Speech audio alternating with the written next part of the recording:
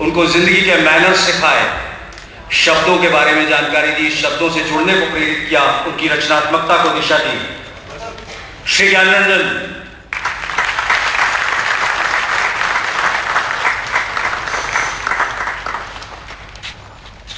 Initiative media independent media initiative society के श्री अपूर्व जोशी जो इसके अध्यक्ष हैं, जिन्होंने 12 साल तक वीकली पोस्ट का संपादन भी किया, बाकी के भी संपादक रहे, हम उन्हें ससम्मान आमंत्रित करते हैं।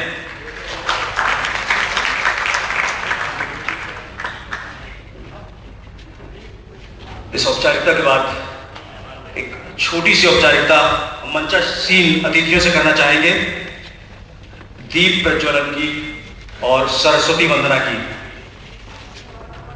आप सभी मंचासीन अतिथियों से मेरा अनुरोध है कि दीप प्रज्वलन में समेकित रूप से और साथ ही सरस्वती वंदना भी इसी के साथ होगी।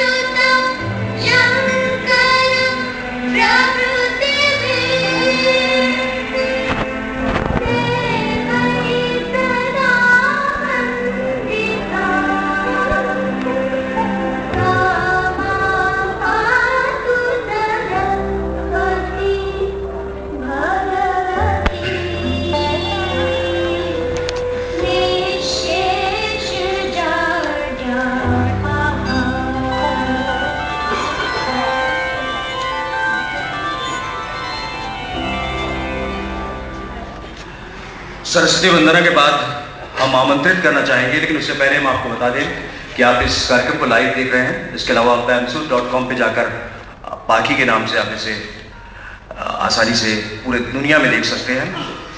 BAMBUSER.com पाखी। अब बिना किसी औपचारिकता के मैं आमंत्रित करता हूँ इंडिपेंडेंट मीडिया इनिशिएटिव सोसाइटी के अध्यक्ष श्री शेखर जोशी को, आज के बीज अपूर्व जोशी जी को आज के बीज वक्तव्य के लिए, और अलावा इस कार्यक्रम के औपचारिक संचालन के लिए भी श्री अपूर्व जोशी।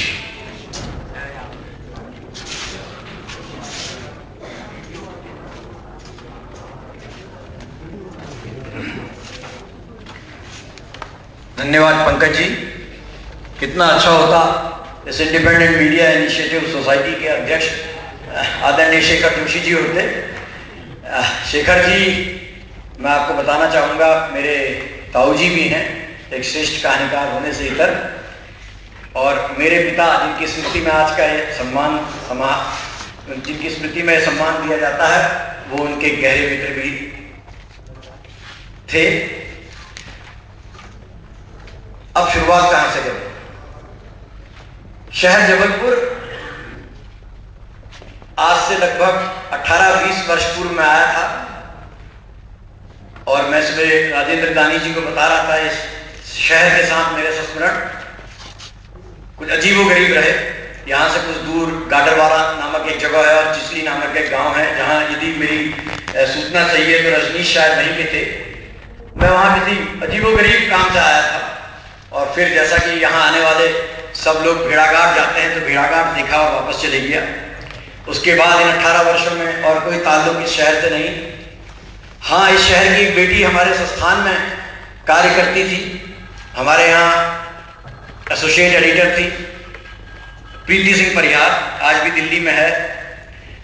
प्रीति ने अपना करियर हमारे साथ शुरू किया और हमेशा कार्यालय लेट आती थी, तो शहर की छवि भी वैसी बनी। और मैं प्रीति से हमेशा कहता था जबलपुर थोड़ा ऊँघता, थोड़ा आलस और थोड़ा सोता हुआ शहर होगा। जब आज इस कार्यक्रम के बहाने यहाँ आने का मौका मिला और थोड़ा अपने अज्ञान को मैंने दूर किया, तो पता चला ये अद्भुत शहर है, यहाँ पवित्रता और ज्ञान का संगम है, यहाँ नर्मदा है, तो यहाँ पर महर्षि जावली हैं, यहाँ पर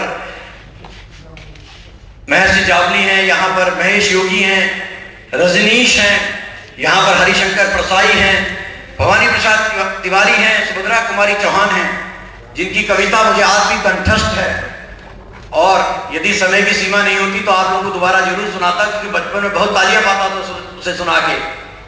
कि सिंहासन हिल उठे राजवंशों ने भ्रुकुटी तानी है, बूढ़े भारत में भी आई फिर से नई जवानी है, गुमी हुई आजादी की कीमत सबने पहचानी है, दूर फिरंगी को करने की सबने मन में ठानी है, चमक उठी सन 57 की वह तलवार पुरानी है, बुंदेले हर बोलों के मुंह हमने सुनी कहानी, खूब लड़ी मर्दानी वह तो झांसी वाली रानी है। सुभद्रा कुमारी चौहान के परिजन आज भी शहर में रहते हैं। ऐसा जब मैं जानकारी एकत्रित कर रहा था तो मुझे पता चला। प्रेमनाथ और राजेंद्र नाथ इसी शहर से, और मध्य प्रदेश के पूर्व मुख्यमंत्री द्वारिका प्रसाद मिश्र भी इसी शहर के। और आज यहां पर हैं अमृतलाल बेगड़ जी, जिन्होंने नर्मदा की पदयात्रा करी, हर उस शहर में गए, हर उस तट में गए जहां से नर्मदा होकर बहती है। और मेरे साथी प्रेम भारद्वाज मुझे बता रहे थे कि संयुक्त परिवार की अद्भुत परंपरा, वो मेल, वो प्रेम आज यदि कहीं देखने को उनको मिला बहुत अरसे बाद, तो वो आपके घर में जहां 40 सदस्य परिवार सब एक साथ रहते हैं एक छत के नीचे, और एक रसोई है, जो आज हमारे यहां देखने को बड़ा मुश्किल से मिलता है। यहां पर मेरे मित्र राजेंद्र दानी हैं, और यहां पर हैं ज्ञान रंजन, वो ज्ञान रंजन जिनको यदि मैं और कईयों को शायद आपत्ति हो सकती है, angry young man of Hindi साहित्य कहूं। हालांकि जब मैं पुस्तक को, जिसका लोकार्पण जिस अंक का हम करने जा रहे हैं उसे पढ़ रहा था, तो ज्ञान जी ने ये बात स्वीकारी है, angry young man of Hindi साहित्य, हिंदी लिटरेचर। देखिए, पहले कुछ बात और बता दूं अपने बारे में। मात्र 8 कहानी लिखी है मैंने, 12 वर्षों से एक साप्ताहिक का संपादन कर रहा हूं, पत्रकार हूं, खोजी पत्रकारिता की दुनिया से आता हूं। साहित्य की उतनी ही समझ है, आज थोड़ी बहुत अधिक हो सकती है, खासकर वो लोग जो यहाँ पर मुझे पाखी का 2 वर्ष संपादक के रूप में देख रहे हो, उनको बताना चाहूंगा थोड़ी समझ बढ़ी होगी, मगर ज्यादा नहीं। और 8 कहानियां जो मैंने लिखी वो भी पाखी के प्रकाशन शुरू करने की योजना के बाद, या पाखी शुरू करने के बाद। इसलिए मैं ज्ञान रंजन पर और उनकी कहानियों पर कोई प्रकाश डालने की धृष्टता नहीं करूंगा, और जो थोड़ा बहुत कहूंगा यदि उसमें कुछ गलती हो तो ज्ञान जी तो मुझे क्षमा करेंगे, ऐसी मुझे अपेक्षा है। आप भी मेरी गलती को क्षमा कर दीजिएगा। क्षमा भी इसलिए मांग ले रहा हूं पहले ही कि बाद में मेरे मित्र और इस पत्रिका के संपादक जो इस पत्रिका को जीते हैं, ओढ़ते और बिछाते हैं, प्रेम भारद्वाज, वो आपत्ति करेंगे।